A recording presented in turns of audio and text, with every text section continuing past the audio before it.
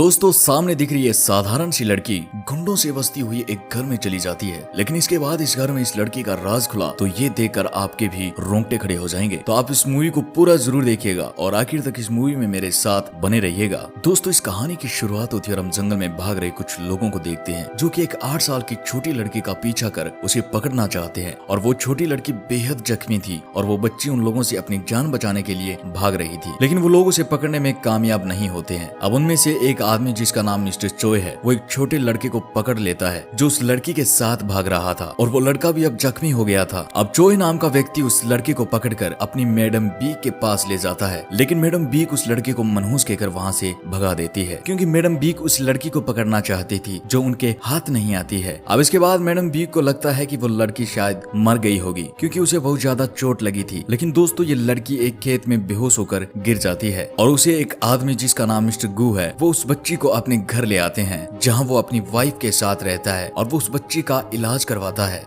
तो इलाज करवाने के लिए उस बच्ची को वह डॉक्टर के पास ले जाता है। तो डॉक्टर जब उस बच्ची का इलाज करता है तो उस डॉक्टर को वो बच्ची नॉर्मल इंसान से कुछ अलग लग रही थी क्योंकि वो बच्ची इतनी ज्यादा चोट लगने के बाद भी जिंदा थी। इसके बाद डॉक्टर कहता है कि अब मिस्टर गू उस बच्ची का क्या करेगा और मिस्टर गू कुछ सोचने लगता है और यहीं से सीन बदल जाता है और अब हम 10 साल बाद का सीन देखते हैं और अब हम सामने एक लड़की को देखते हैं जिसका नाम जायून है और वो लड़की बहुत ही प्यारी और इंटेलिजेंट है। वो अपनी पढ़ाई के साथ घर का काम करती है और अपने पापा का फार्म संभालने में भी उनकी हेल्प करती है। कम उम्र में भी वो गाड़ी चलाना सीख गई थी और अपने पापा का काम में साथ देती है। अब इसके बाद जायून अपने घर जाती है और अपनी माँ से मिलती है। तो हमें इसके बाद पता चलता है कि एक बीमारी के चलते उसकी माँ की हालत ठीक नहीं है, उसे भूलने की आदत है और हमें पता चलता है कि उसकी फैमिली की फाइनेंशियल कंडीशन भी कुछ ठीक नहीं है। इसी के चलते ये लड़की यून अपनी फैमिली की मदद करना चाहती है और वह इधर उधर काम की तलाश भी कर रही थी ताकि वह आर्थिक रूप से अपनी फैमिली की मदद कर सके।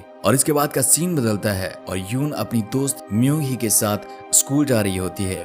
तभी म्यूंग ही उसकी फाइनेंशियल कंडीशन को देखते हुए यून को एक कंपटीशन के बारे में बताती है और इसमें उसे पार्टिसिपेट करने को कहती है जिसे जीतने पर उसे पैसे मिलने वाले थे और जा यून भी उसकी बात मान लेती है और इस कंपटीशन में पार्टिसिपेट करती है। अब यून ऑडिशन देने के लिए जाती है और लकीली वो सिलेक्ट हो जाती है और वो घर आकर ये बात अपने पेरेंट्स को बताती है तो उसके पेरेंट्स बेहद खुश होते हैं और तभी यून के पेरेंट्स टीवी पर उसका ऑडिशन देखते हैं तो उन्हें सामने दिखता है कि जा यून ने उस शो में एक मैजिक ट्रिक दिखाई थी जिस कारण उसके पेरेंट्स को उसकी चिंता होने लगी थी, लेकिन लोग उसके टैलेंट को बेहद पसंद करते हैं और वो टीवी पर बहुत फेमस हो गई थी। लेकिन तभी हम देखते हैं कि जा यून को माइग्रेन की प्रॉब्लम है। जब उसकी हालत खराब होती है तो उसे ऐसा खौफनाक मंजर दिखता है जिसे देखकर उसकी रूह कांप जाती है। और इसके बाद हम देखते हैं कि जा यून और उसके सिंगिंग कंपटीशन के नेक्स्ट लेवल पर भाग लेने ट्रेन से जा रही थी और यून और उसकी दोस्त आपस में मस्ती कर रही थी। तभी उनके सामने एक लड़का अचानक ही जा यून को कहता है कि वो उसे जानता है कि वो कौन है,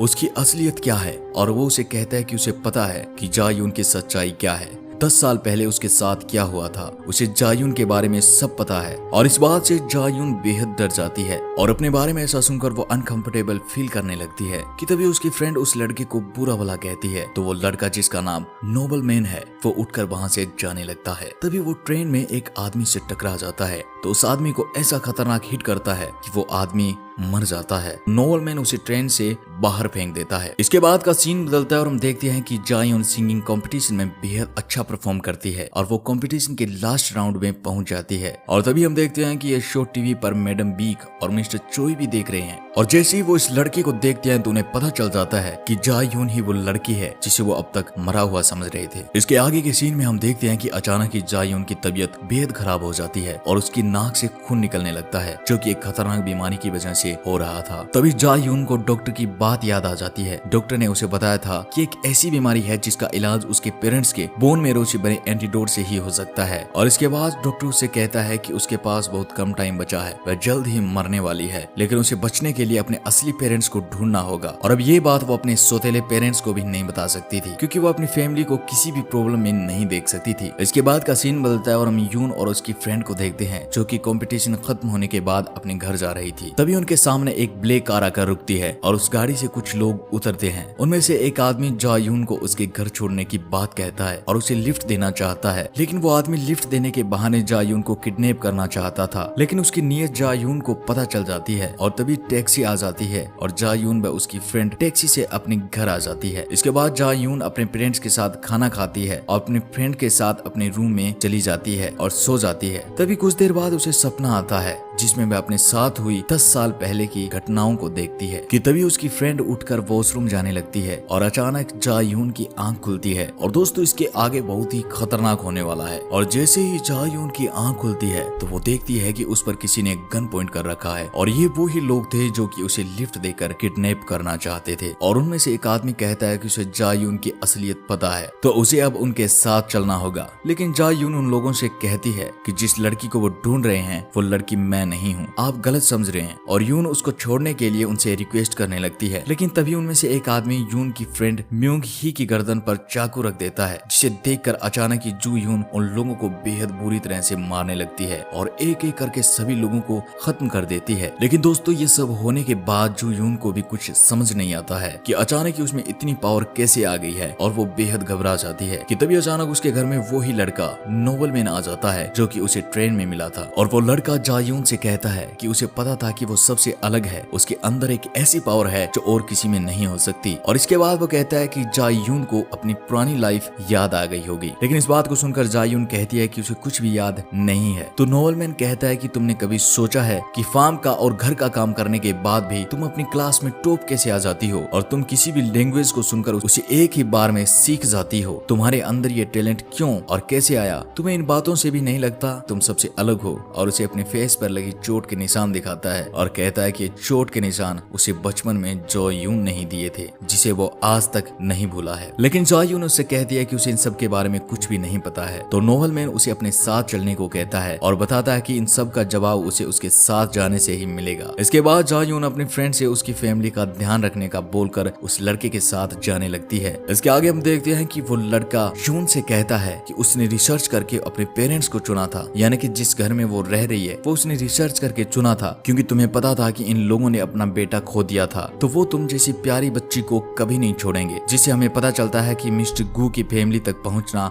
जा-यून की सोची समझी चाल थी और जब वह छोटी थी तो रिसर्च करके इन लोगों तक पहुंची थी। इसके बाद वो गाड़ी लेकर एक रिसर्च लैब में पहुंच जाते हैं और वहाँ यून का सामना होता है मैडम बीक से। और मैडम बीक उसे देखकर खुश होती है और यून से कुछ सवाल पूछती है। तो यून कहती है कि उसे कुछ याद नहीं है। तो मैडम बीक अब अपने डॉक्टर को ऑर्डर देती है और वो डॉक्टर यून को इंजेक्शन देने लगता है, जिससे यून को उसकी पुरानी लाइफ याद आ जाती है। और मैडम बीक उसे कहती है कि वो एक विच गर्ल है जिसे मैडम बीक ने ही बनाया था। और दोस्तों विच गर्ल एक जादूगर लड़की को कहते हैं। इसके आगे मैडम बीक बताती है कि बीक ने ही उसे ऐसा बनाया था। जब वह छोटी थी तो उसके डीएनए पर रिसर्च करके उसके अंदर ऐसा बदलाव कर दिया था जिससे उसके शरीर में सुपर पावर आ जाए। और तभी जा-यून के मुंह और नाक से खून निकलने लगता है, जो कि उसकी बीमारी की वजह से अक्सर ऐसा होता था। तो मैडम बीक अपने डॉक्टर को दूसरा इंजेक्शन लगाने को कहती है, जो कि जा-यून की बीमारी का एक एंटीडोट था जिसे वो पिछले 10 साल से खोज रही थी। और दोस्तों दरअसल मैडम यान ने जा-यून को एक विच गर्ल बनाया था और मैडम बीक ने यून को ऐसा इसलिए बनाया था ताकि वह उसकी सुपर पावर का उपयोग गलत काम में कर सके। अब इसके बाद अचानक ही उस लैब का मंजर बदल जाता है। जा-यून जोर जोर से हंसने लगती है और मैडम बीक से कहती है कि वो अपनी बीमारी की वजह से कुछ ही दिनों में मरने वाली थी,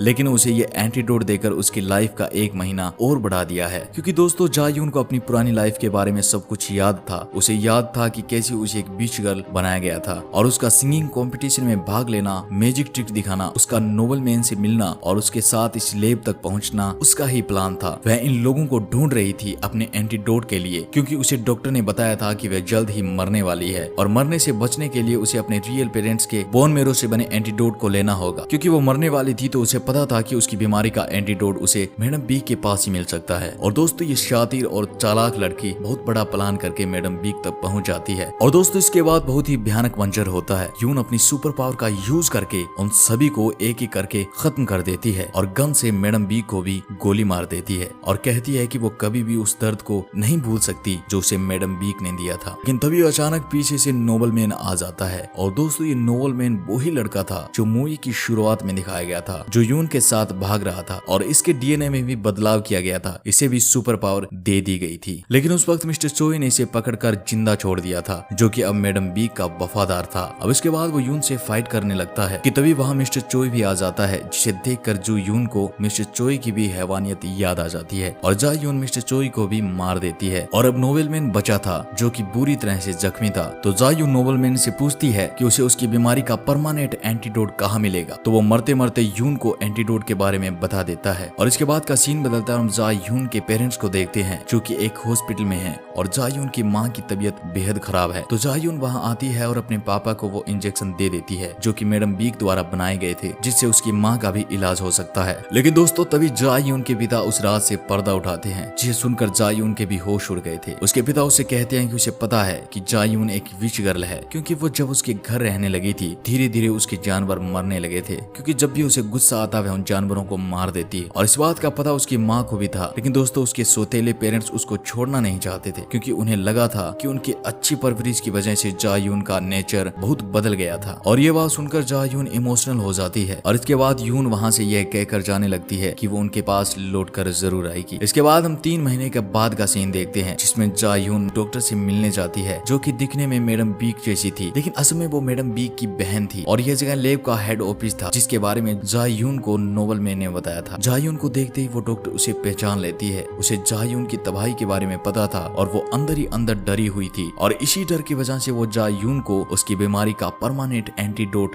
दे देती है। लेकिन उसके पास ही खड़ी डॉक्टर की असिस्टेंट जा यून पर हमला करने ही वाली थी कि इस बात का पता जा यून को लग जाता है। तो वो उस लड़की से कहती है कि उसका भी वही हाल होगा जो मैडम बीक और उसके साथियों को हुआ था। तो दोस्तों ये इस मूवी का पार्ट फर्स्ट था और इसी के साथ ये मूवी यहाँ पर खत्म हो जाती है। पार्ट सेकंड देखने के लिए आप बने रहिए हमारे साथ, चैनल को भी सब्सक्राइब कर लीजिएगा। मिलता हूँ एक नई कहानी के साथ, तब तक के लिए धन्यवाद।